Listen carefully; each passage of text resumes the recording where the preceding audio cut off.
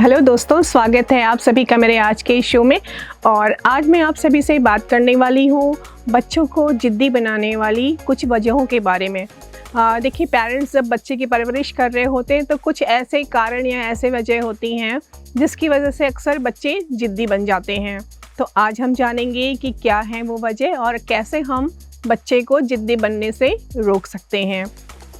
तो सबसे पहली चीज़ है बच्चे की किसी बात को अगर हम ना कहते हैं, बार बार ना कहते हैं, लेकिन बाद में परेशान होकर उसकी ज़िद को मान लेते हैं और ना को अपनी ना को हाँ में बदल देते हैं, तो इससे भी बच्चा ज़िद्दी हो सकता है।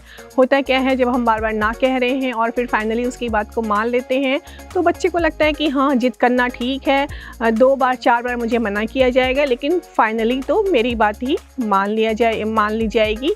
तो ना को जब हम अपनी हाँ में बदलते हैं तो इससे भी कई बार बच्चे ज़िद्दीपन को अडॉप्ट कर लेते हैं।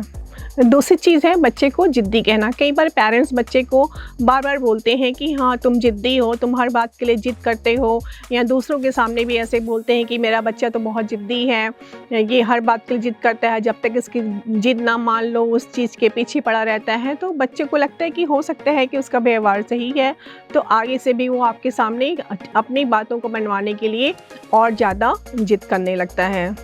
अगली चीज़ है कि बच्चे को हम कई बार बहुत ज़्यादा इंस्ट्रक्शन देते हैं और उसको सुधारने की कोशिश करते हैं। होता क्या है, पेरेंट्स कोशिश करते हैं कि बच्चे को, जैसे जो बच्चे छोटी छोटी गलतियां करते हैं तो पेरेंट्स बोलते हैं कि नहीं ये मत करो, ये तुमने गलत कर दिया है। उसकी छोटी छोटी गलतियों को अनदेखा नहीं करते हैं, उसकी गलतियों को समझाने के बजाय उसको इंस्ट्रक्शन देते हैं, उसको करेक्ट करने की कोशिश करते हैं। तो इसमें बच्चे का आत्मविश्वास भी कम होता है और जब बार बार इंस्ट्रक्शन से वो बच्चा परेशान होता है तो उसके बिहेवियर में एक ज़िद्दीपन आने लगता है। अगली चीज़, जिस वक्त बच्चा ज़िद कर रहा होता है उस वक्त उससे बहस बिल्कुल ना करें।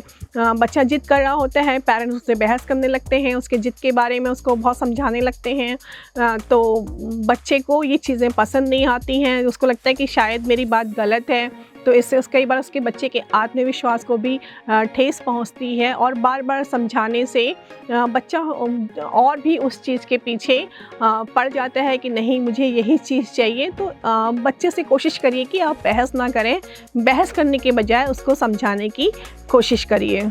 अक्सर मैंने देखा है कि पेरेंट्स ज़िद्दी होते हैं, वो बच्चों से अपनी बात मनवाने की कोशिश करते हैं। तो पेरेंट्स जब ज़िद्दी होते हैं तो उनका पेरेंट्स का ज़िद्दीपन भी कई बार बच्चों को ज़िद्दी होने की तरफ ले जाता है। होता क्या है कि बच्चे जब देखते हैं कि मेरे पेरेंट्स ज़िद कर रहे हैं, ज़िद्दी हैं, अपनी बात मनवाने की कोशिश करते हैं, तो बच्चा भी उनका बिहेवियर अडॉप्ट कर लेता है। देखिए, बच्चे का सबसे बड़ा रोल मॉडल उसके घर में उसके पेरेंट्स ही होते हैं। बच्चा आपके बिहेवियर को अडॉप्ट करता है, इसलिए कोशिश करिए कि बच्चे के सामने आप ऐसा व्यवहार ना रखें जो बच्चा सीख ले और जो बच्चे को लगे कि हाँ, ये व्यवहार सही है। साथ ही कई पेरेंट्स ऐसे होते हैं जो बच्चों का बहुत ज़्यादा ध्यान रखते हैं, बहुत केयर करते हैं, उनको हर चीज़ कोशिश करते हैं कि जो भी वो चीज़ मांगें, जो भी वो बात कहें, उनकी छोटी छोटी बातों को मान लेते हैं और बच्चा इससे खुद को एक स्पेशल बच्चा समझने लगता है कि हाँ, मैं जो भी कहूँगा मेरे पेरेंट्स मेरी बात मान लेंगे। और जब कभी आप उसकी बात को नहीं मानते हैं तो फिर वो उस चीज़ के लिए ज़िद करने लगता है कि मैं तो बहुत स्पेशल हूँ, बहुत इम्पॉर्टेंट हूँ और मेरी इस बात को नहीं मानी जा रही है, तो वो उस चीज़ के लिए ज़्यादा ज़िद करने लगता है। इस तरह भी बच्चा आपका ज़िद्दी बन सकता है। तो ये छोटी छोटी बातें हैं जिनका अगर आप ध्यान रखेंगे तो आपका बच्चा ज़िद्दी नहीं होगा। आई होप मैंने आज आपको जो बातें बताई हैं उससे आपको अपने बच्चे की परवरिश में मदद मिलेगी, उसके व्यवहार को समझने में आपको मदद मिलेगी। और अगर आपके मन में कोई ऐसा विषय है जिसके बारे में आप चाहते हैं कि मैं अपने शो में आपसे चर्चा करूं, तो प्लीज़ कमेंट में लिखिए, मुझे ज़रूर बताइए। अगर आपका भेजा हुआ विषय चुना जाता है तो आप होंगे एक शानदार उपहार के हकदार। तो अगले शो में फिर आपके सामने उपस्थित होती हूँ एक और नए विषय के साथ। Till then stay tune and happy parenting.